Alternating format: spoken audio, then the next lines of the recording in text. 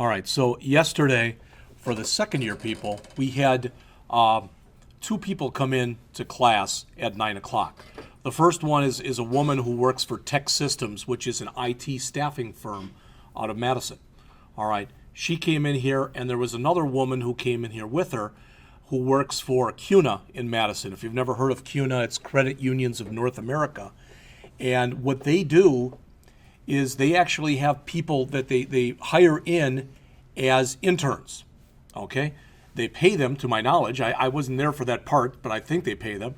But whether they do or not, the point is they hire you in with the idea that you're there for 12 weeks. If you like them and they like you, they hire you.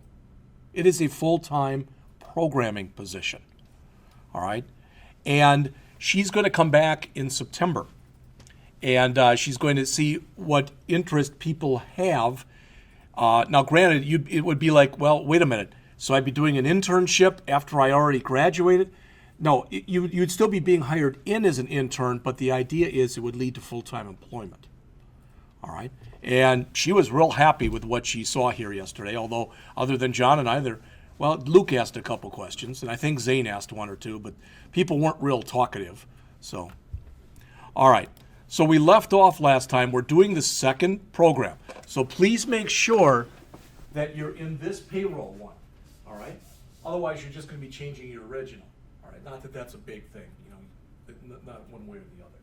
But what we want to do is we want to change some stuff in here, such as every single thing that's in here, the first name, we don't want to set that because we want to be able to run it every time and ask the person what their first name is. Same thing with their last name. So we want to set these two to the empty string. What is that? What's the empty string? Double quote. Double quote, double quote. Not even a blank in between. So change this to double quote, change this to double quote, change these two to 0.0. So double quote, 0.0, 0.0, 0.0. All right? So almost went Aaron Rodgers on there with a discount double, with that double check. It's not double quotes. So, all right. So change this one, make that a 0, make that a 0. All right. We're not done yet. Now if we ran it, it would come up and say first name and there'd be nothing there, last name and there'd be nothing there, hours work 0, hourly rate 0, gross pay 0, end of program. Well, that wouldn't say very much. I mean, we could do that. You don't have to run it, but just so you see, it's still going to run. It's not giving me much output right there because there is no first name, there is no last name, etc. All right? So what we want to do is we want to come in and basically before this gross pay right here, before that, we want to add a bunch of stuff. So in line 13 here, on mine at least, which is blank, I'm going to hit enter a few times. You don't have to do that, but at least hit it once or twice. We're going to use our keyboard here. In other words, when we run this, the system's going to come up down here where you just saw all this stuff print, and it's not going to say first name like this. It's going to come down here, and it's going to say, what is your first name? And then it'll stop right here and expect you to type something in. Does that make sense? Then it'll go and say, what is your last name? How many hours did you work? What is your hourly rate? Then it'll fill all of this stuff in when it gets done. So that's what we have to do. Now, I'm doing this in a certain order for a certain reason. When you put in this line of code, it's going to give you an error message. That's a good thing. All right, so if you follow along with me here, scanner keyboard equals new scanner system.in. All right, and you notice in two places here, I get red squigglies. Yellow squigglies are okay, red squigglies are not okay. We're going to fix them in just a second, but I want to wait till everybody has that in. All right, it was only a line of code, so it shouldn't take you long. If I've got a lot of code in my program, please look up on the screen here. You start looking over here. See where I'm putting my mouse? Do you see where you get that red thing right there? If you get a lot of those red things, you can click on any one of them and it'll jump to an erroneous line in your code. All right. The problem is it has no idea what scanner is. Please look at the top of the screen right now. I've got package, and underneath package, there's just a blank line. What I have to do for the system to be able to understand what scanner is I have to do what's called import or bring in the Java stuff that has where scanner is defined.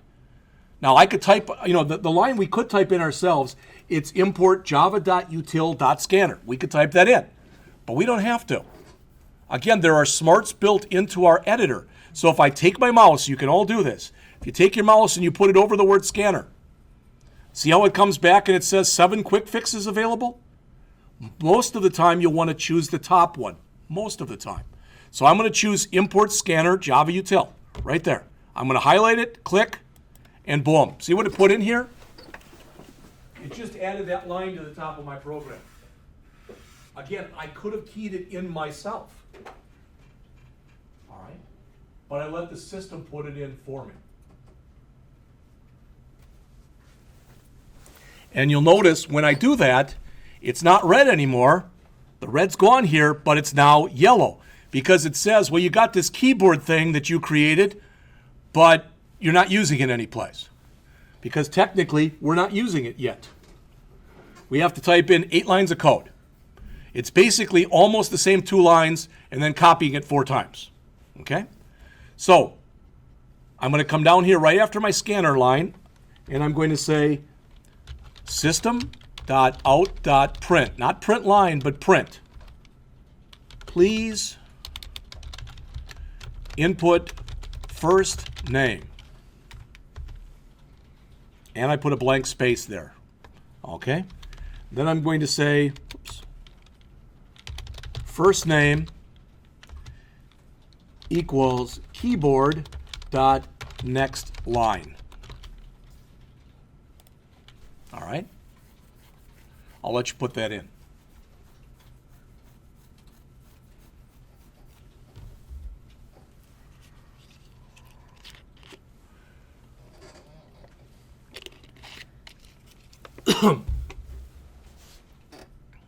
And I'm going to save. You don't have to, but I did anyway. Well, after we input our first name, what's next? Our last name. So depending on how energetic you are, you can type all that in again and just change first to last, or you can copy it and come in here and change first to last. All right. So I said there were 8 lines we had to type in. There's 4 of them. Then we have to type in for hours worked and hourly rate. So right now, please look up on the screen here if you would. All right. Notice what happens when I'm going to clear this. I'm going to clear my console area. So now if I do a run, now notice what happens. Please input first name. So John, and see how it came up in green there? Please input last name, Smith. It still runs all the rest of the program, and it's got 00 because I haven't put that stuff in yet. But notice, first name John, last name Smith. So I could run it again. I'm not going to right now, but I could run it again and put other stuff in there. All right. Again, this is your console area. I don't want that stuff in there anymore, so if I click anywhere in the console area, right mouse click, I can choose clear, and it clears that console area out. All right. So now I'm going to grab this, and I'm going to say, please input hours worked, but it can't be next line. It's got to be next double. All right. Why doesn't it like that? Because the double, oh, not spelled right. That's not last name. It's because that's hours. Okay. And I believe the last one was rate.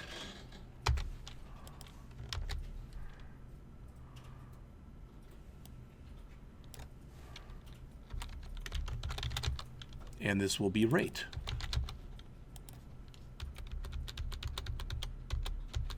Now I've got my gross line here. I'm going to put a couple backslash n's here just so it looks a little prettier. But let me cut this down. Whoops, cut that down. That's everything. I'm again going to save.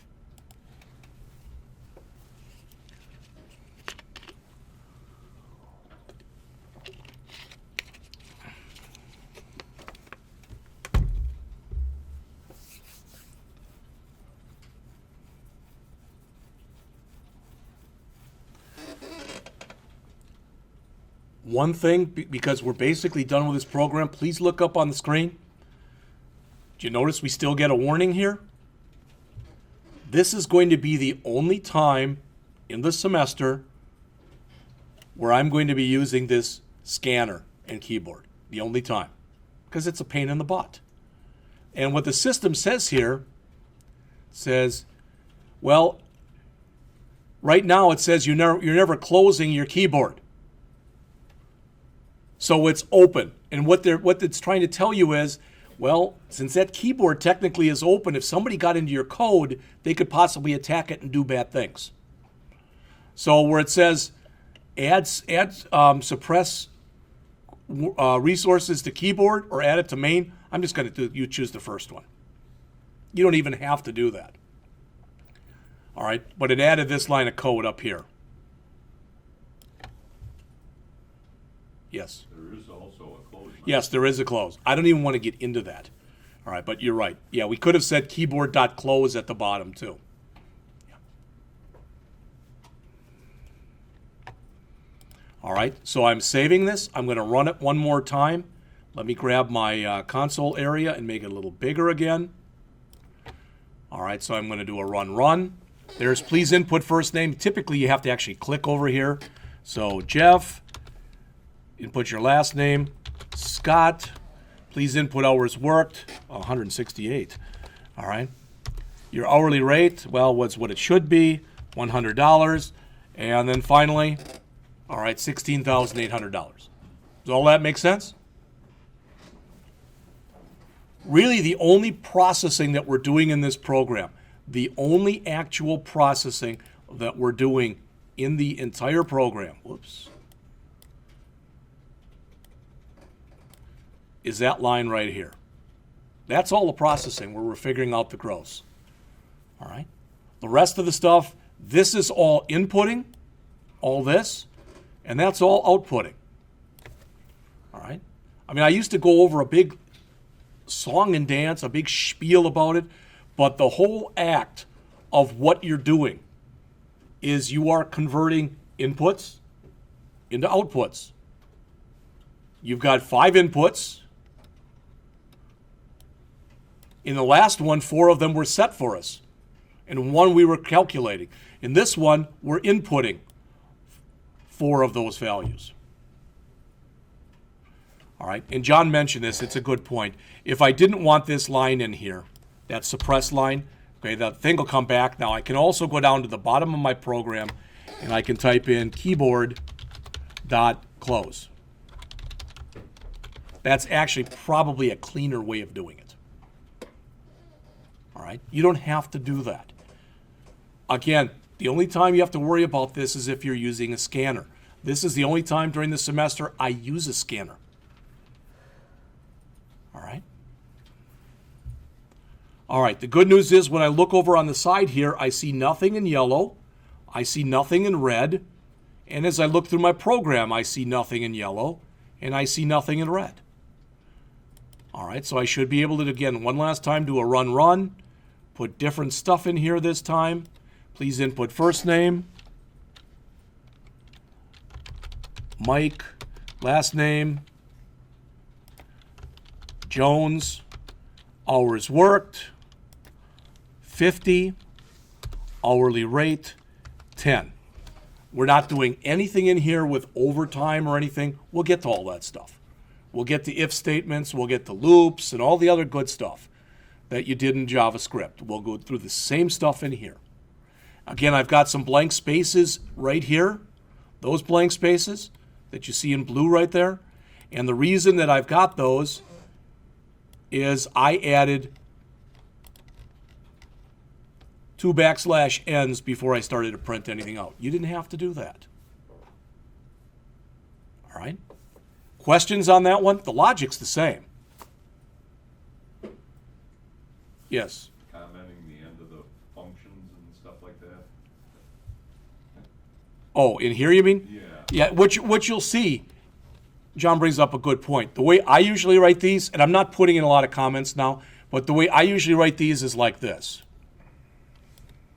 I don't know if this is what you mean or not, but so I put a begin there and an end there.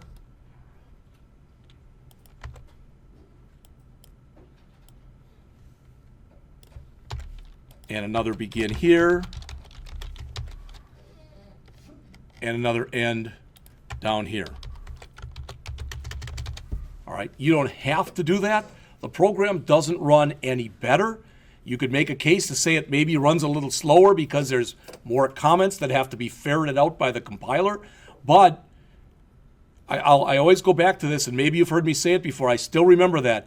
I used to be down at the end of the hallway. That's where this classroom was. I came in one morning, and there was a student, and they had about 12 pieces of paper laid out on the floor. I said, "What are you doing?" "I have 73 left curly braces and 72 right ones, and I'm trying to figure out where the last one goes." And they were trying to map things up like that. But doing it like this, by putting a begin in there for class payroll, so public class payroll, by putting a begin in, and by putting an end that looks the same, but one says begin and one says end, you don't have that problem. All right? But I can't be that tough a cop where I say, you got to do it like this, because if you don't, one of my colleagues, he is actually moved into an administrative position now. I don't believe he teaches any longer. Doug Waterman, he's at Fox Valley Technical College. He gives students a list of about 50 things. I want you to do this, this, this, this, name it like this, this, this. Every time you don't do one, he takes a point off. His programs are worth 25 points apiece. And I said, how does that work? He said, well, when I get a person the first time they get their grade back and they get a negative number, they don't do it again. All right? So we've got 2 of the 3 done. All right? We're going to make one more. We've got time. It's 9:22. So let's again, you know the drill by now. File, new, Java project. We'll call this one, we call the last one CH2 payroll A, so I'm going to call this CH2 payroll B. Again, you can use a number, you can put it whatever case you want it to put in, that really doesn't matter. All right, so once you've got that, click the finish button. That creates a third folder here. Open up that folder. If you look on the screen, if you don't remember, open up the folder, right mouse click under source, do a new, go to package. All right, so that we created this, open it up, right mouse click on the source folder, go to new, go down to package. Same kind of thing, edu.blackhawk. Whatever way you've been doing it before, click finish, right mouse click on your package, go to new, go down to class, and again, we'll call this payroll. We'll put in a main, and boom. Now we've got our third one. And if you look up on the screen, I'm going to grab everything in that second one that's inside of main, and I'm going to copy it to my third one. I'm going to remove some of the stuff that's in there, but I'm going to do it like that anyway. All right, so in my third one right here,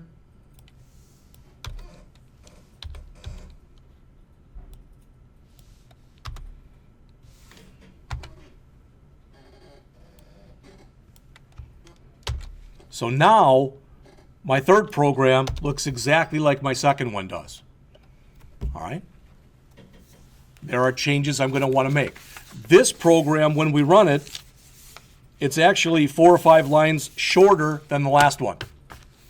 But we're going to have dialog boxes that are going to come up. It'll look a little bit more professional than the other one did. All right? So taking it from the top, we're not going to use a scanner. So I'm getting rid of that line. That import that says import scanner, it's gone now. Now notice I get the errors back. That's okay. Because you know what? I don't want that stuff in there either.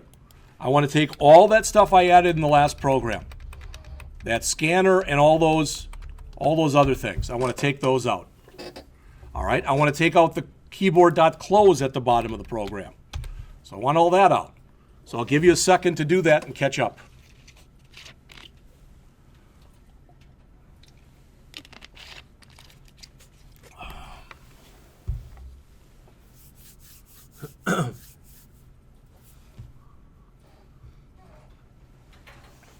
One thing you should hear from Denny next semester is when you create your first project. Let's say you create your first project, and you've got a label here that says first name. I don't know if this will be his first project or not, and last name. And he's got a button here that says something like calculate. Okay? So I come in here, I type in Jeff, I type in Scott, I click calculate, and a little message box comes up and it says, hello, Jeff, Scott. Okay? Well, what we're doing there, if you end up doing it like this, where you use text boxes, that's like putting something down into the console down here. But just like in Java that we're going to do right now, they have an input box that's available to you in C#. So you don't have to have any of this stuff here. You can leave both those out, but a box will come up that'll say, enter your first name. You put in your first name and hit enter. Another box will come up and it'll say, enter your last name. You put in your last name and you'll hit enter. Then another box will come up that will say, hello, like that. That's what we're doing right now. All right? This is the way you're basically going to do input and output for every program you do next semester. All right? You never have to use that scanner. I hate that thing. I show it because the book does. All right? Now, whether you realize it or not, when it comes up on the screen and it tells us to enter something, that's text that we put in there. Even if it asks us how many hours we work and we put in 40, that's a 4 and a 0. That's not a number. So when you read stuff into dialog boxes, which is what we're going to do in just a minute, everything you read in is a string. So we're going to have to eventually convert those strings to numbers for our hours worked and our hourly rate. All right, so I'm going to put in a new variable right here. So I'm going to put in a new string up here. I'm going to call it input str for input string. And I'm again going to set it equal to double quote, double quote. All right. And I'm just going to call this temporary input string. You can call it whatever you want. I like when you declare variables, I want you to get used to putting a comment over on the side that has the name of the variable, even if you use good names. By and large, the names in this program, input str isn't that good. But you can look at it, know what first name is, know what last name, what hours and rate and gross are. They're not bad. I could have actually called this hours worked. I could have called that hourly rate. I could have called that gross pay. But what you want to shoot for is that your programs are at least somewhat self-documenting. All right? And I always look at it this way, that if my boss, who doesn't know anything about Java, if she were to read the program based on the variable names that I'm using, she'd be able to figure out what's going on in the program. All right? So this input string is where we're going to end up reading everything into. Again, we're going to put in a few lines of code right now, okay? And when we do, we're going to get another error message because there's a different import that we're going to have to use, and I'm going to let the system bring it in for me. All right? So I want to read in here. I want to read in the first name. I want to read in the last name. I want to read in the inputs or the hours, and I want to read in the rate. And I'm going to just do them one at a time. So I'm going to come in here and say first name equals, and it's going to look a little bit ugly. It says JOption pane dot show input dialog. Please input first name. All right, let me try to narrow this so you can see all of it. There we go. All right, and I'm going to hit enter.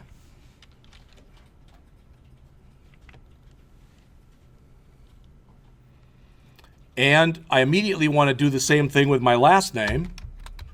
But I'm not going to do the other two yet.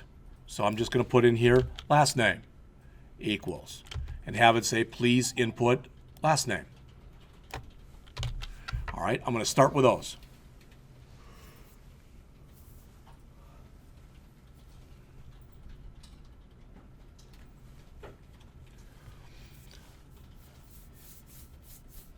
Now my guess is, even though it's not showing me any errors, my guess is when I save this, if I go to do a run, oh, it didn't give me an error. I thought it would. See what comes up? Please input first name. So now, gotta spell my name right, but now Jeff is in there for the first name. Now Scott is in there for the last name. Does that make sense? All right. I'm not sure why it's not giving me an error there, but it's not. So we'll just head on. All right. So I've got all that stuff. Did it import it right away? Yes, it did. Thank you. See that? It already did the import for me.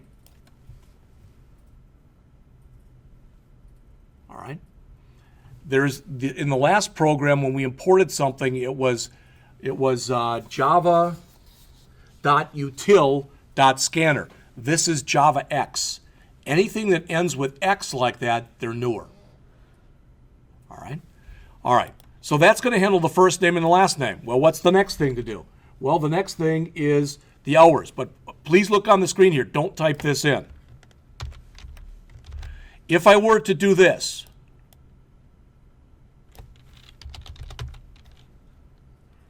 you already notice I'm getting error messages.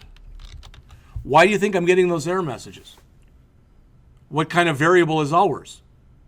It's a double. It's not a string. These are strings. So what I have to do is, rather than doing it like this, I have to read it into that input str that we just created. Then I've got to create it or convert it over to a double.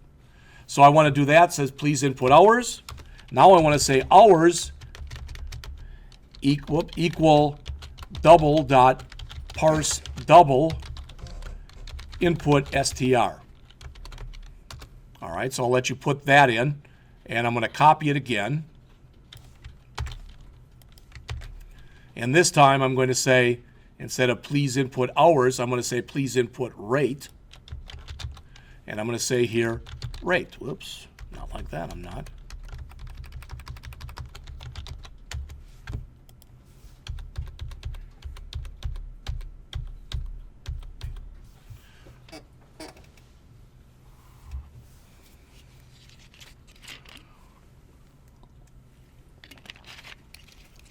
Now I'm going to come right back to it, but let me save this and let me run it.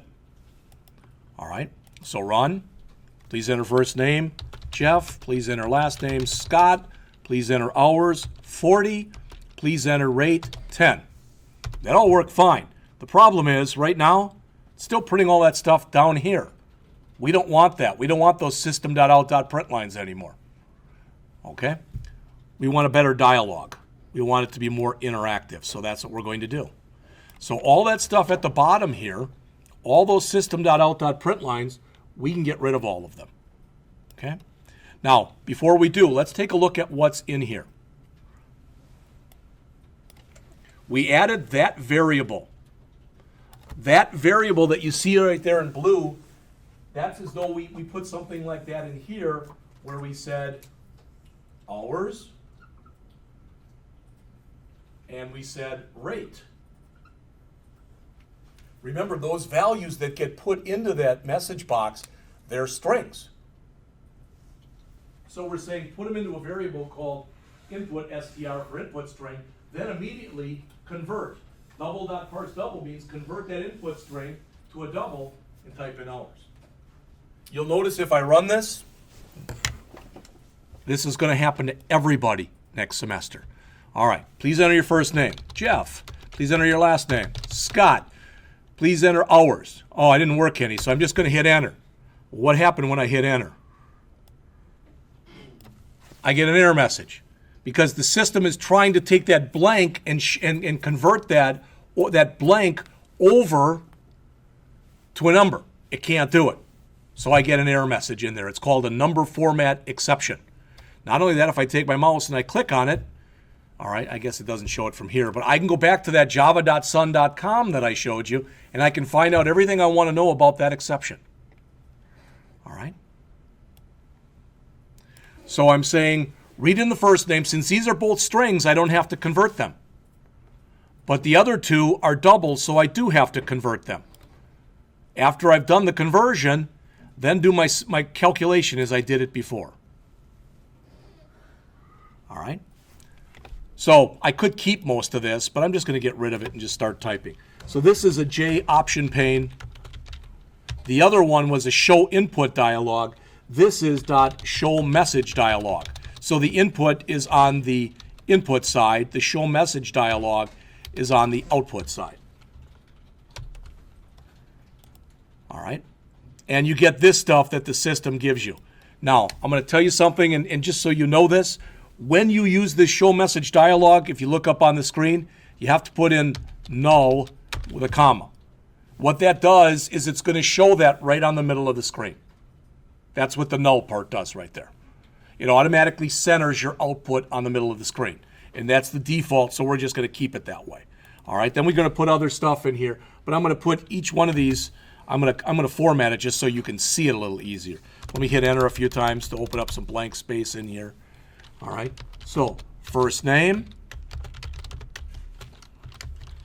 plus first name plus, I want a blank line after it. Whoops, I don't want that. Plus, okay. I'm just going to put the whole thing in there, and then we'll come back and talk about it.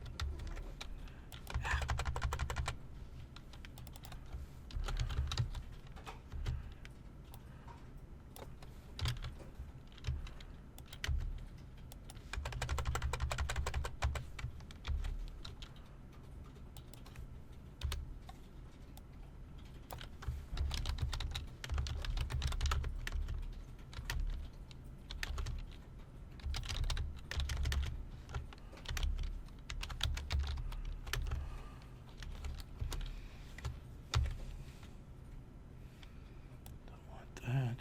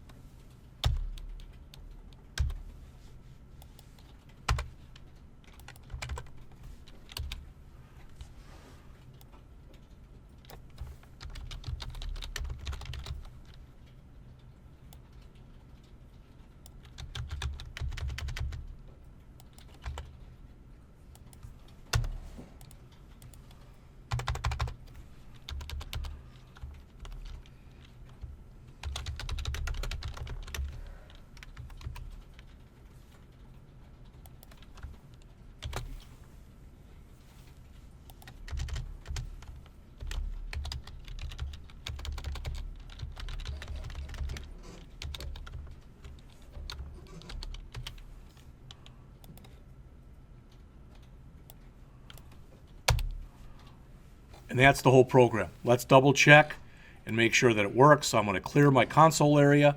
I'm going to save, do a run. First name, Jeff. Last name, Scott. Hours worked, 40. Hourly rate, 10. And there's my output. All right? So that's everything.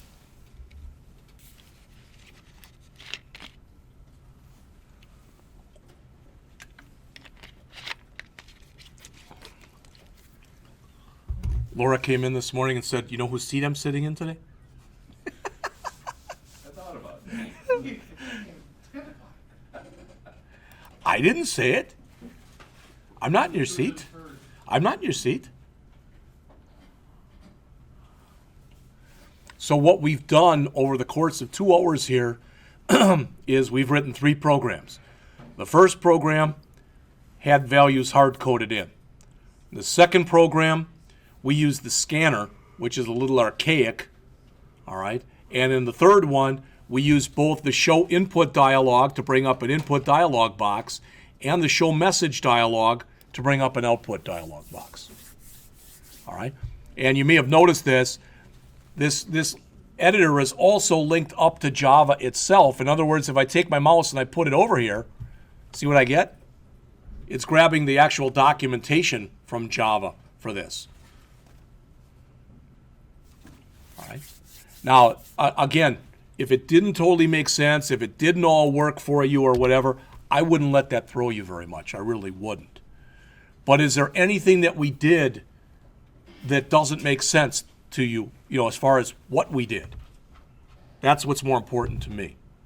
Because we're going to repeat a lot of this stuff next semester because, again, only about half of you are here. All right?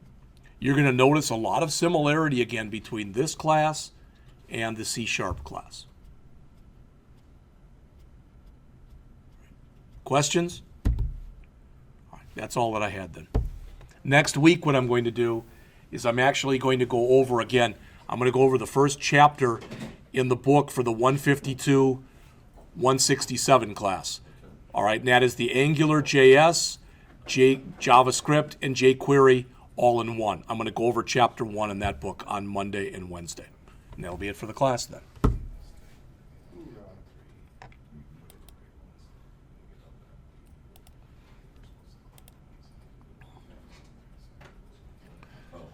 Oh, when you're all done, you should always make sure that you've saved. So do a file save. I would strongly recommend what I'm about to show you that you do this. All right? And that is, if you take your mouse and you put it on any one of the projects and you right mouse click, there's a close project. And I'd recommend you close your projects up when you get all done. That's what I'm doing right here. Does it hurt if you leave them open? No. But typically, when you get done with one, you want to start another one. All right? So that's what I have in here now, and you should all have the same thing. Your CH1 payroll, your CH2 payroll, AB or 1, 2, or whatever you called it, whatever caseness, and your second one. All right? Then do a file and exit to get out of Eclipse. All right? Last thing, if you don't look up on the screen here, because I don't know how many of you have regularly been using the virtual desktop, but if whether you have or not, if you look up on the screen here, what you should be doing at least once a week in here, at least, is you click your start button from your virtual desktop. Then you go up where it says Windows Security right there. See that? So start Windows Security. You click on that, and it brings this up, and you go over to where you got this red thing that's over here. You click the arrow. Do not choose shutdown. If you do, it doesn't hurt anything, but it shuts everything down. Then it's got to bring it back up again, so it'll take a while. But choose restart. What that'll do is it'll basically close your virtual desktop and open it up again. But as you go and you're playing with the virtual desktop and you're putting things in there, etc., the virtual desktop can be corrupted or can become corrupted.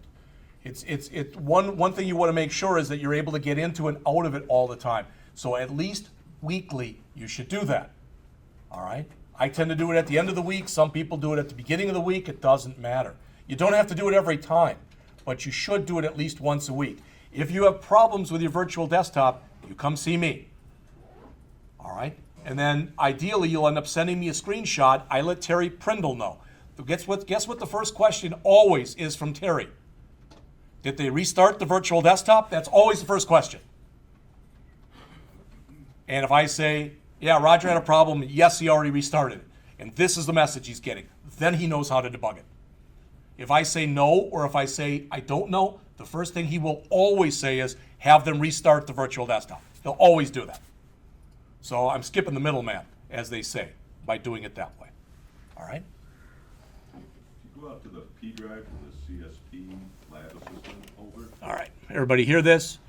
So if you go out to the P drive and you go out to the CST? CST, I believe it is. Oh, there's CTS. Or IT, there it is, IT. CST Lab Assistance. Under my name. Under John Wanda. Virtual desktop. Virtual desktop. There's instructions there if you want to. Oh, good. Thank you. Your home computer. All right. So if you didn't hear all that, if you go out to here, on the P drive, John's got a PDF out there that explains how you can install the virtual desktop on your own machine.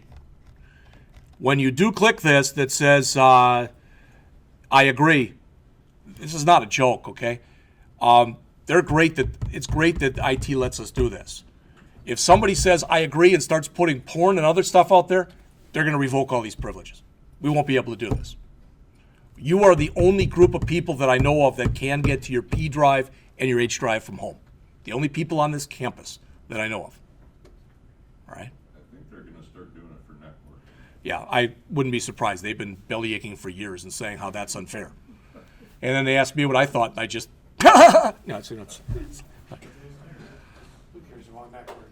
I told them to talk to he who shall remain nameless.